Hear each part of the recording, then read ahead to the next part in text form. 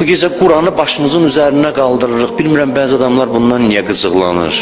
Deyir, niyə görə Quranı başının üzərinə qoyublar? Bilmirəm, nə pis şey var ki, insanlar Quranı başının üzərinə qoyur. Bir xalq, bir toplum kitabı başının üzərinə qoyursa, bu ancaq fəxr olunası bir haldır. Baxasan, deyəsən, əhsən bu ümmətə ki, kitabın yeri bunun başının üzərindədir.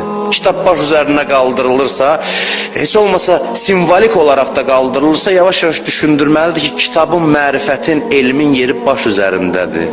Din adı ilə baş kəsənlərdən narahat olmaq lazımdır. O müharibəni cihad adlandıran bugün bundan narahat olur. Deyir ki, başın üzərinə Quran niyə qoyulur? Quranın yeri bizim başımızın üzərindədir. Bu fürsət deyil Qədir gecəsi. Deməli, nə edirik? Quranı qoyuruq başımızın üstünə.